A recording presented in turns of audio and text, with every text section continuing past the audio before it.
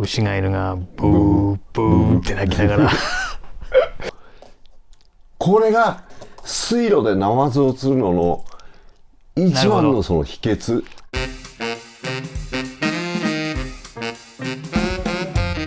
だからさ、当時なんだろう、ぼーっとこのシルエットが光るわけ。わかる？なるほど。この番組は芦ノ湖山木商店、アル工房、遊漁船北丸、 ATFC 株式会社カムパネラ、株式会社司総研、相模湾サザンブルー、タコ足、ラグーン、レストラン&バーバモノス、テル、羽生拓也さん、ヤシチ、以上の仲間の提供でお送りします。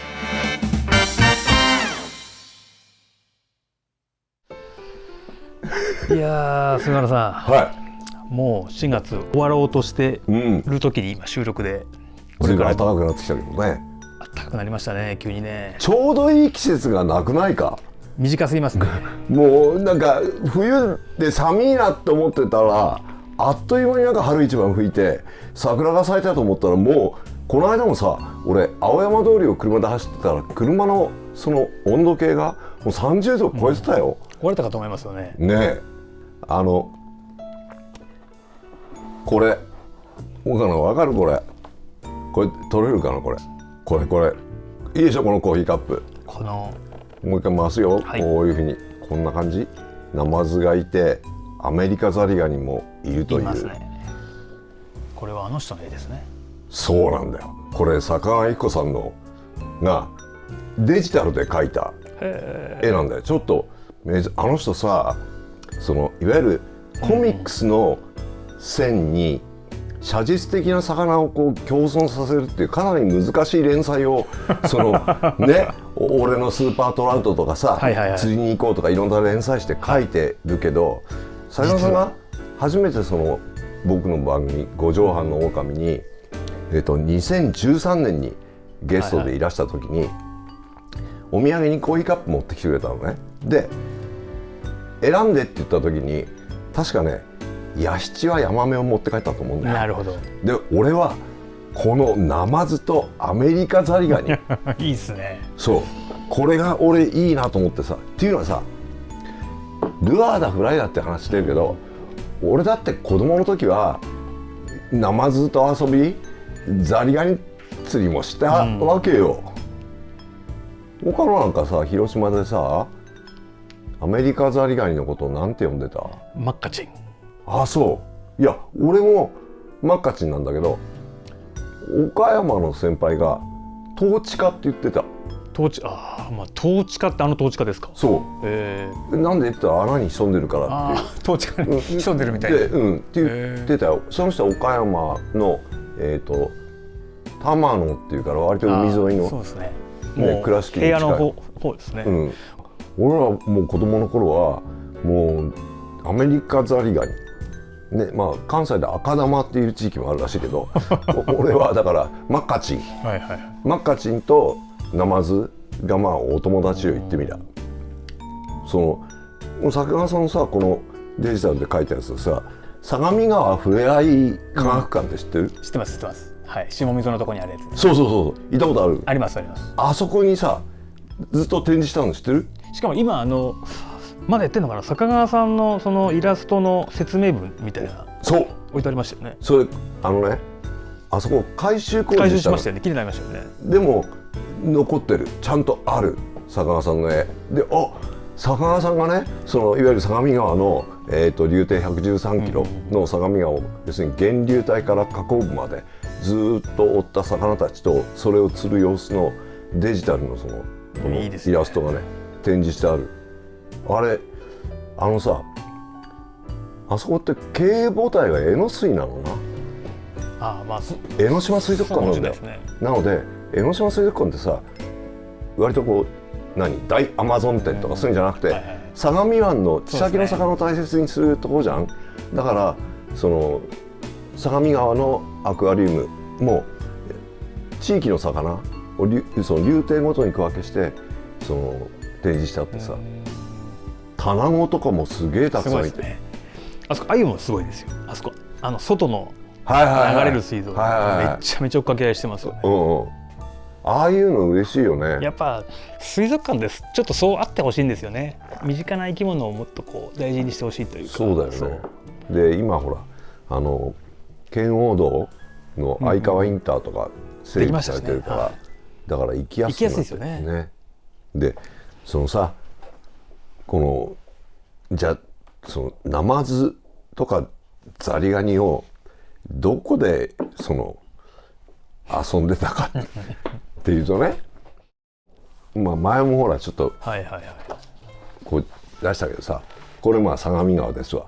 でこれが厚木市なんだけど、この厚木市のに小鮎川っていう小さな鮎の川って書くとこなんだよ。でその小鮎川のほとりに厚木市寿町ってとこあるのね。寿町、いわゆる、おめでたい寿の字、厚木市寿町。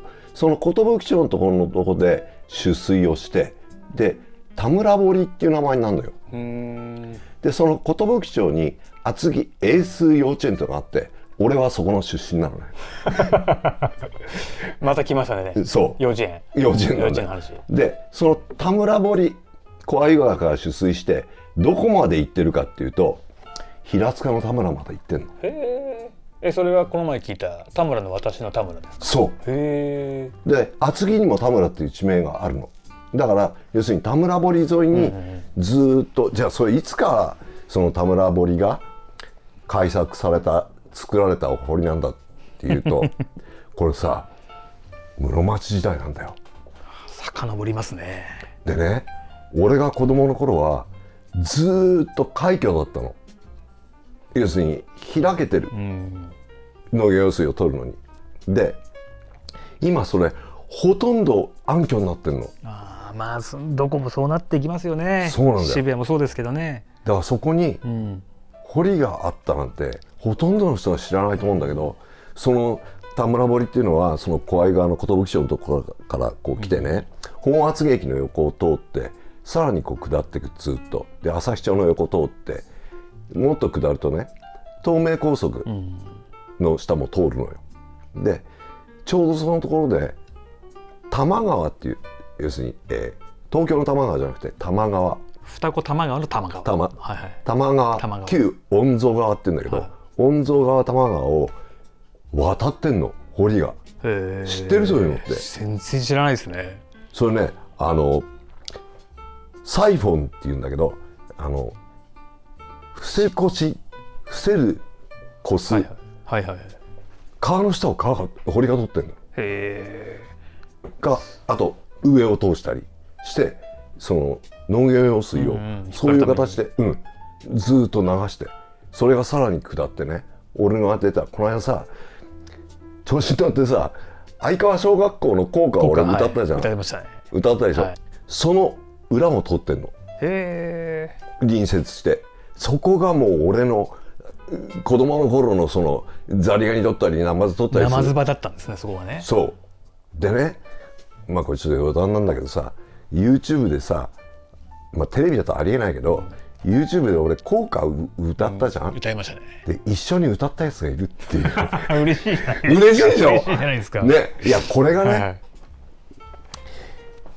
カットサロン小笠って言って美容室の小笠和也君っていう厚木市の中戸田っていうところのセブンイレブンがあるんだけど、その前にね大きなカットサロンがあるの、そこの小笠和也君っていうのが一緒に歌ったって言うんだよYouTube 見て。いいですね。こうやってたんですか。そうでね、いやこれ笑い事じゃなくてさ、その小笠君っていうのは実はヘラブナのエキスパートなの、いろんな大会で優勝してて、で厚木ヘラセンターのインストラクターもやってるのぐらいヘラブナ釣りに関してはヘラマスターなのよ小笠君は。が一緒に歌ってくれたっていうまさか YouTube でね自分の小学校の校歌出るなんて思わないですからね。そう、嬉しいでしょ。でその相川小学校をさらに下り、の横を下りね、田村堀はさらに下って厚木市戸田で中戸田上戸田下戸田って流れてて、今ねジ・アウトレット湘南平塚っていうさでかいアウトレットモールがあるんだよ、国道129号線沿いに。その地下を通ってんの。じゃあ想像もできないですよね。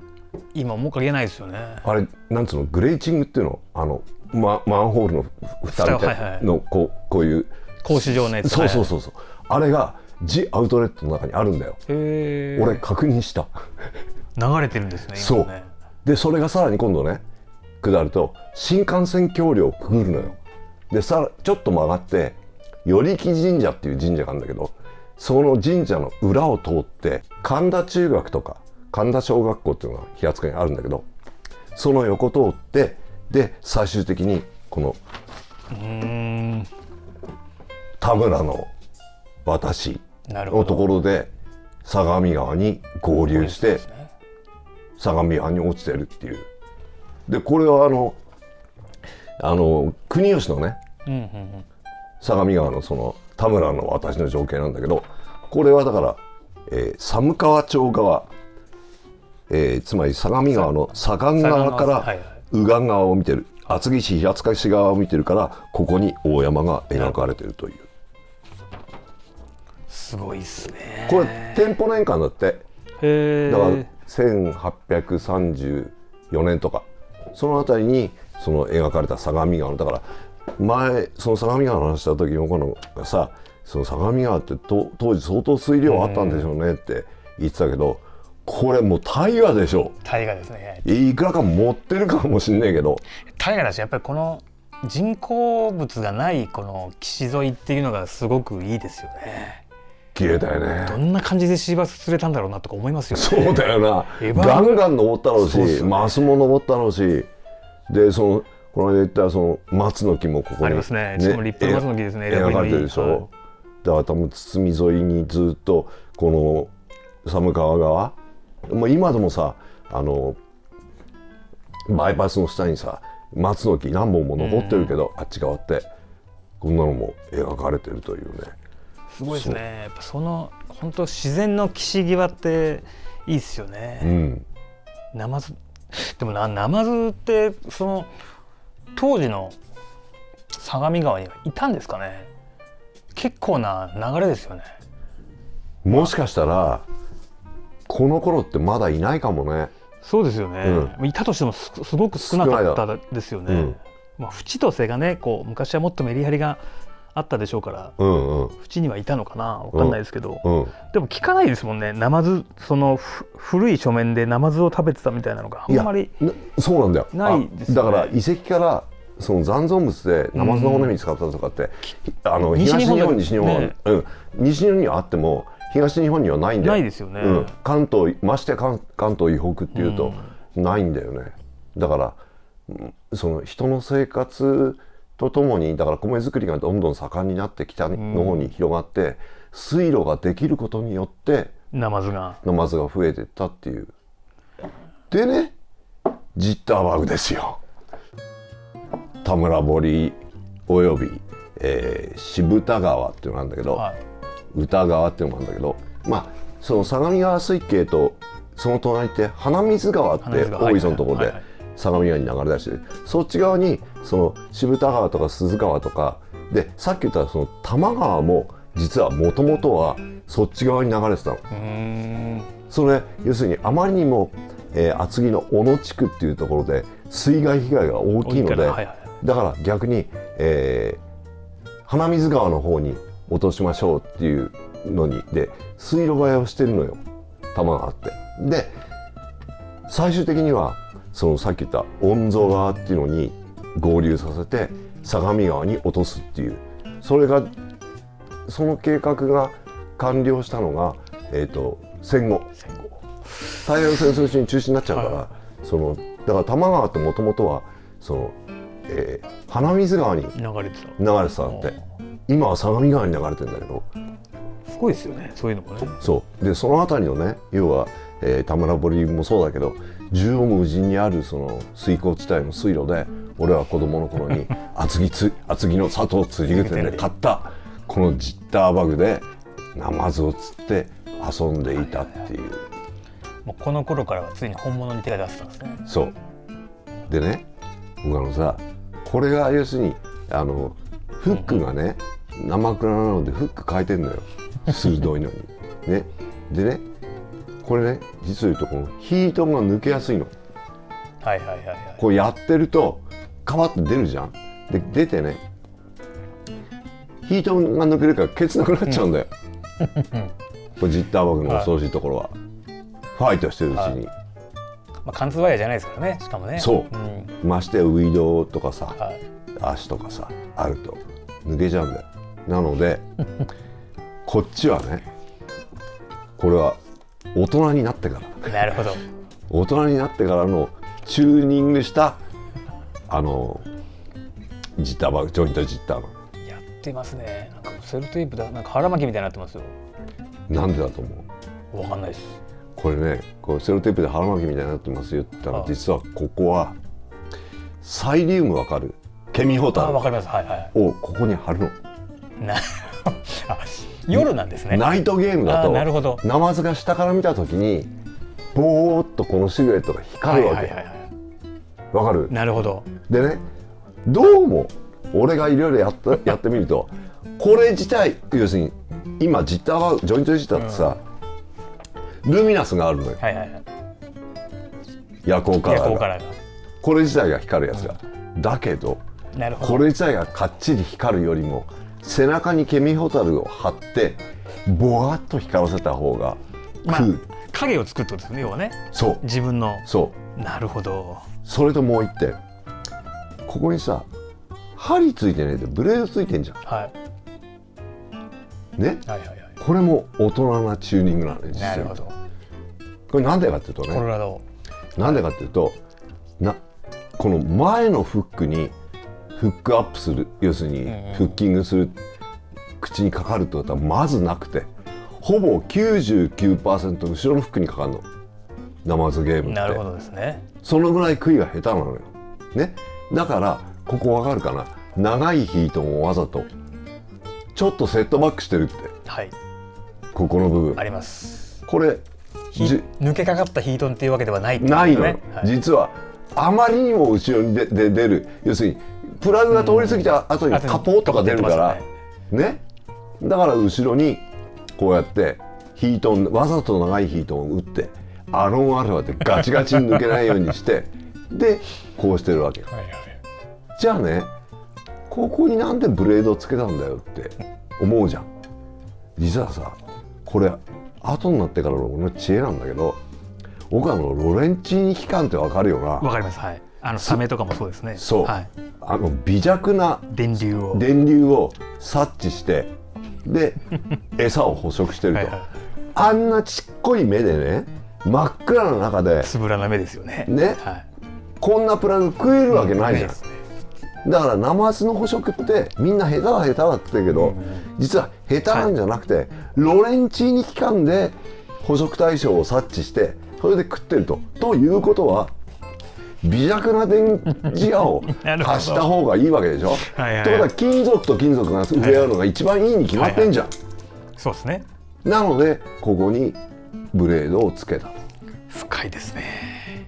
でそれだけじゃないんだよ。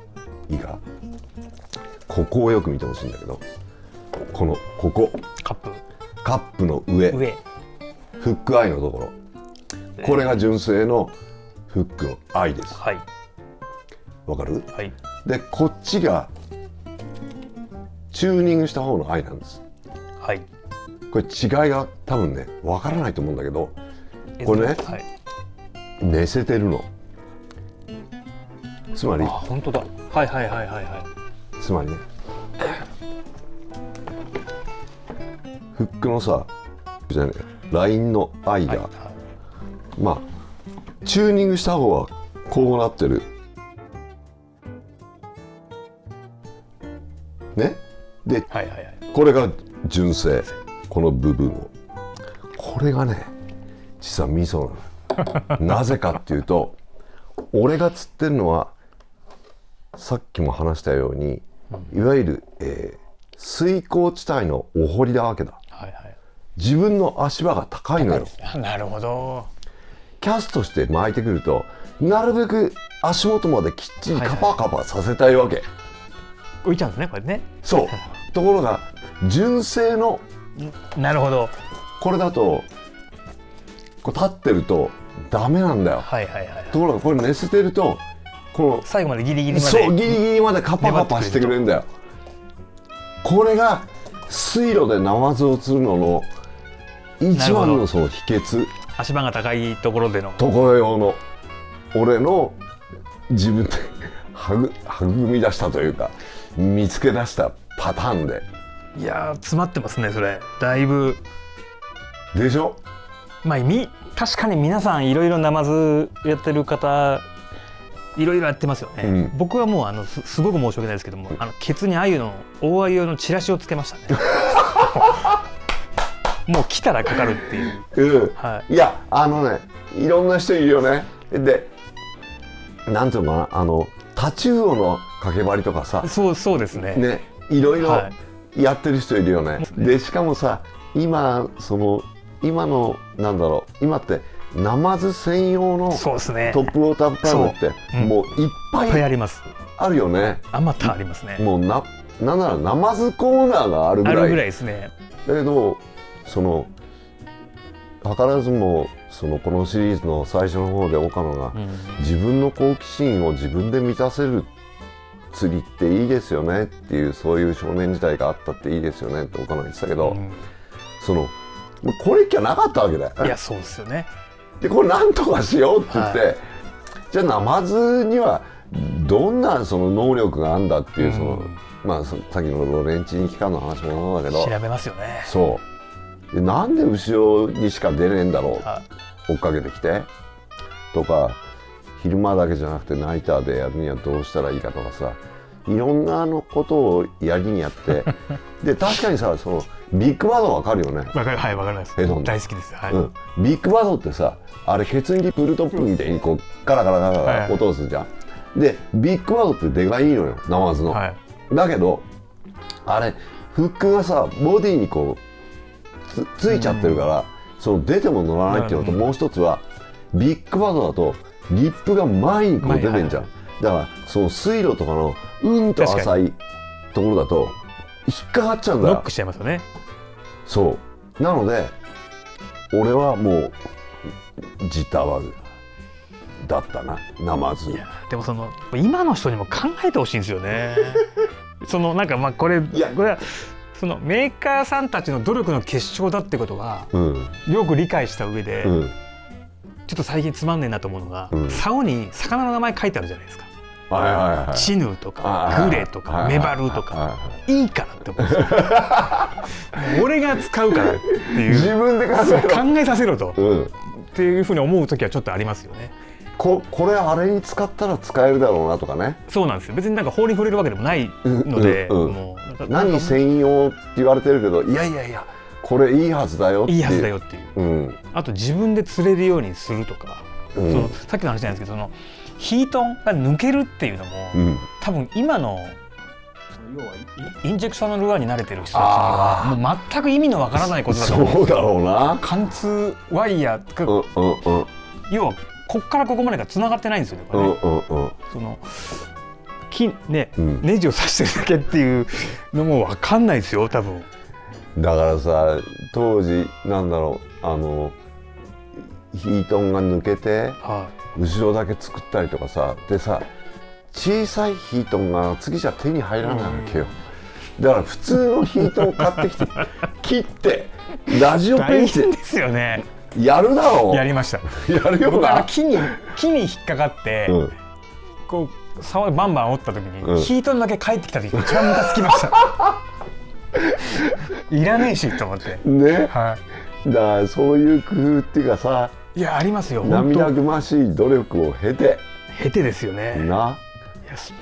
いやでも夜釣りって、漁協さんのルールとかもいろいろありますけど、まあでもドキドキしましたよね。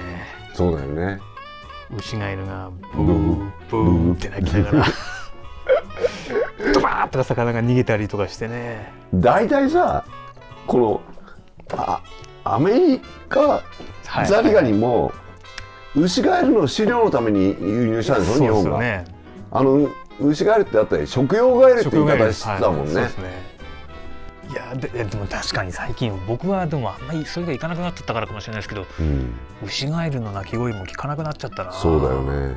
うちの前もね、あれだよ、アズマヒキガエルがいたんだよ。つい10年ぐらい前、世田谷もいっぱいいて、だけどちょうど今時期ですよね、歩き始めるのね。そうなんだよ。だからやっぱりご近所がこう綺麗にコンクリートで流されちゃって、前は大きなお屋敷で森もあったりしたのが、その大きなお屋敷が取り壊されて、そこに分譲住宅が3つぐらい建つわけだ。あるいは大きなお屋敷が取り壊されて、そこにコーポタイプのマンションっていうかが建つじゃんと、やっぱりコンクリートで流しちゃうと、ちょっと植栽はあるけど、アズマヒキガエルがいられるような、水がないですよね。そう池だとかガサガサがないから、だからいられない。だからアズマヒキガエルはこの辺りはね、世田谷もいっぱいいたのに、最近本当この10年ぐらいで急速に見なくなった。うちはまだ多摩川近いのでたまに 見ますけどね、あれでも夜見ると本当馬糞が落ちてるのかと思います。こんもりね。いやだから俺面白かったのは、この半地下の部屋にいるじゃん、で夜一人でいるとさ、遠くからさコツコツコツコツってハイヒールの音が聞こえるのよ。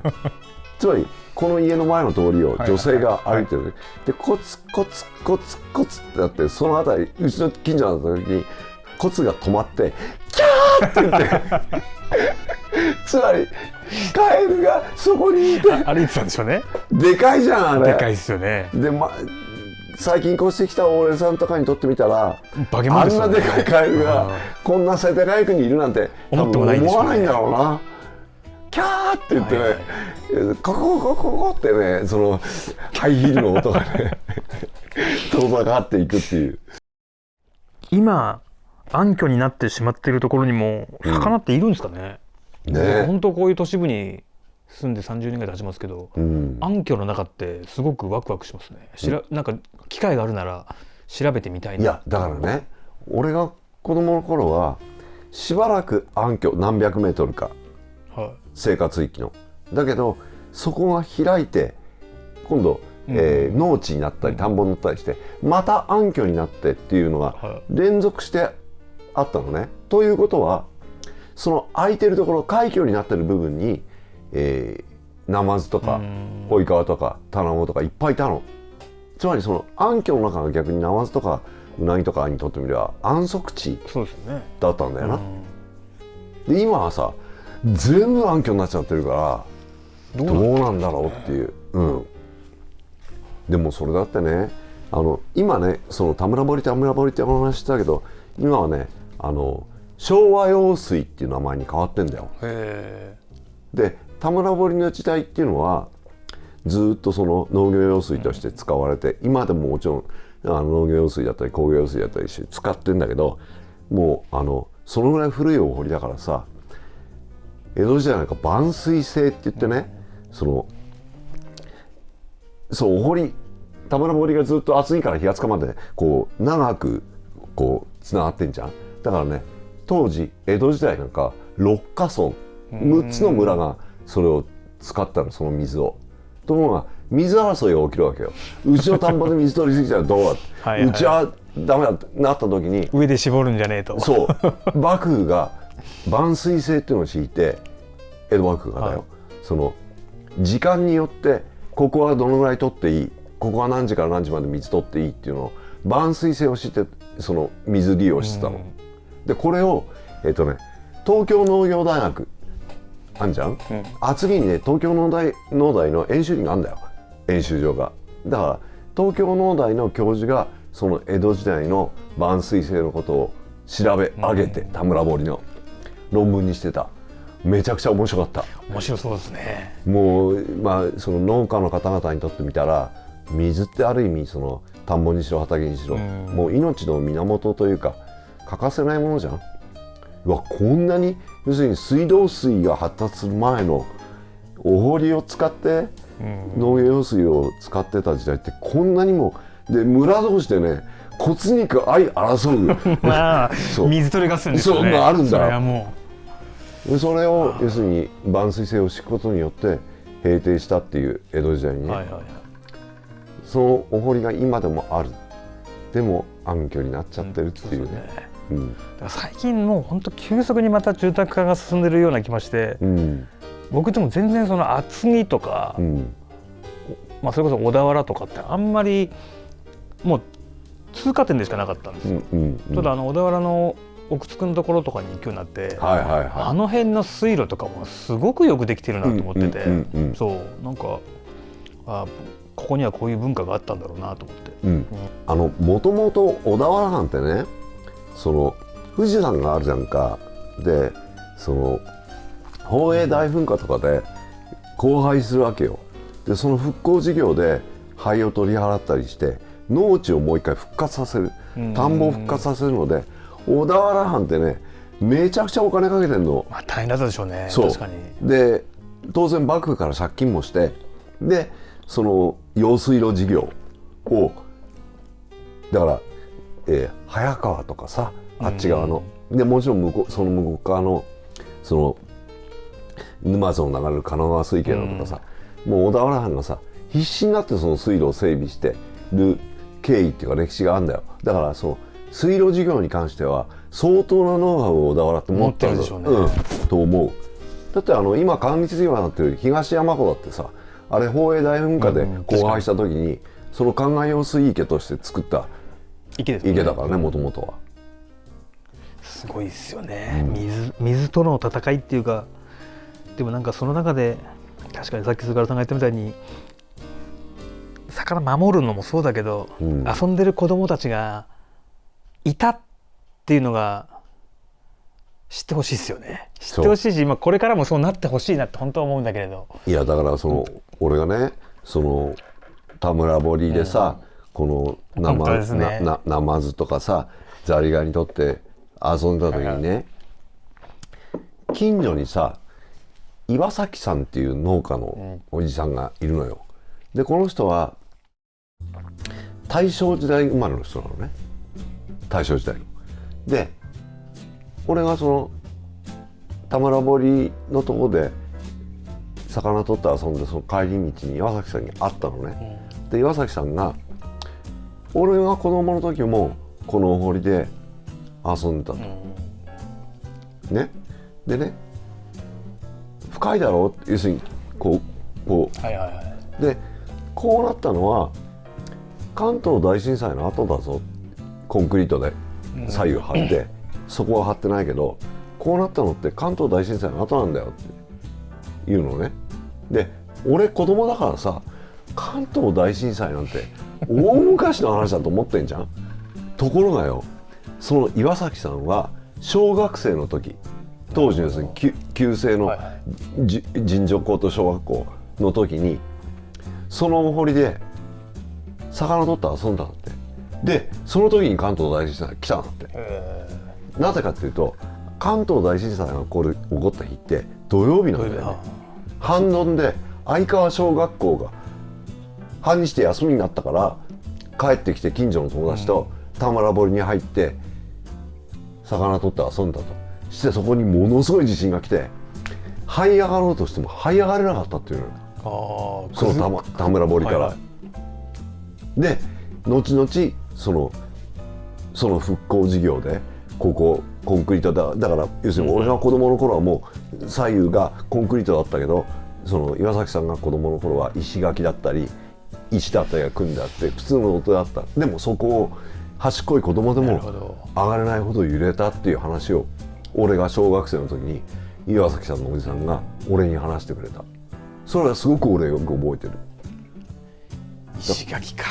そうだから石垣はないですね今ね。そうだから改めて最近その田村堀の歴史をこうちょっと調べてそんなね室町時代からこの辺の農地を潤していたとこなんだと。でしかも岩崎さんのおじさんがもうとっくにねお亡くなりになったけど、子供の頃にやっぱ魚取って遊んでて関東大震災に見舞われて登れなかったっていう話もね結構俺刺さったんだよね、子供の頃に。そうなんですよね。なんかその釣りっていう文脈って結構しっかり探さないと意外と釣りって極端じゃないですか、興味ない人にとっては本当にどうでもいいことじゃないですか、やってる人たちにとってはすごく大事だし、やっぱなんかそういう各地にあったそういうおじいちゃんたちの話とか聞いておきたいんですよね。そうだね。やっぱり石垣とかって今本当になくなってるので、石垣風はあるじゃないですか。実際はコンクリにこう石置いてるだけのやつとかあるじゃないですか。石垣の奥とかすごくワクワクしたもんな。菅さん、ちなみにナマズはルアーだけなんですか？カエルとかはつかなかったですか？やんなかった。要するにポカン釣りでしょ、やんなかった。もうカエルは使わなかった。要するにやっぱ子供の頃からさ、そういう意味でルアーやってんじゃん。だからナマズはルアーで釣れるって割と早い時期か、だから小学生の時からルアーで釣ってたね。あとやっぱフィールドのあれが違うんですかね、その植生っていうかその植物層が。リリーパットってあんまり関東にはないんですか？ないね、あんまなかった。アマモリリーパットはなかった。そんななかった。そのかしそのなるほど、いわゆるモ類、大金ダムとかそっち系のですはあったね。だからその田村堀にもいっぱいあったし、やっぱポカン釣りはリリーパットだと思うんですよ。そうだよね。そうだよね。リリーパちゃんが面白いんだと思うんですよ。そっか、難しいな。さあじゃあちょっと締めますか。この今回はということでこのまずは坂川一子さんのこのねマグカップ、このナマズとアメリカザリガニのこのマグカップから始まってこのジッターバグ談義になりさらにそのジッターバグのあんま釣りのなんかこう具体的な話ってしなかったけど、今回はちょっとしました。